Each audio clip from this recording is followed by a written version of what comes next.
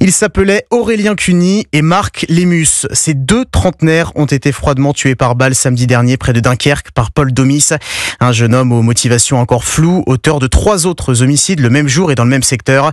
Cet après-midi, les proches et les collègues d'Aurélien et Marc, 2 agents de sécurité privée, organisaient une marche silencieuse. 300 personnes étaient réunies.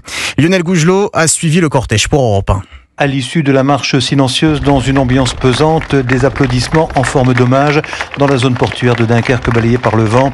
Des collègues, des anonymes, des élus aussi déposent des gerbes et des bouquets de fleurs sous les portraits de Marc et Aurélien, non loin de l'endroit où ils ont été froidement abattus. Marie-Lise, une ancienne collègue, ne peut retenir ses larmes. 2 personnes très bien, sans histoire, qui s'entendaient avec tout le monde, qui avaient toujours un mot gentil. C'est une incompréhension totale. Beaucoup de colère, j'ai pas les mots en fait. Tous ces professionnels de la sécurité du port de Dunkerque saluent la mémoire des 2 victimes et entourent les épouses et les enfants. Jérôme travaille à quelques centaines de mètres de là seulement. On est en soutien, on les pleure. C'est arrivé à quelques cent mètres de chez nous. Ça aurait pu être moi, ça aurait pu être mes collègues, ça aurait pu être n'importe qui d'autre. Donc c'est choquant. Restent toutes ces interrogations sur les motivations du tueur dans cette virée meurtrière qui plonge Pascaline, une collègue, dans des abîmes d'incompréhension. Tuer froidement comme ça par un petit jeune de 22 ans sans raison particulière, personne ne comprend. Mais pour agir comme ça, je pense qu'il ne devait pas être bien dans sa tête. Et en plus, on retrouve un arsenal de fusils chez lui. Comment il l'a fait? Et ça, personne n'était au courant. Et pour répondre au traumatisme vécu depuis samedi,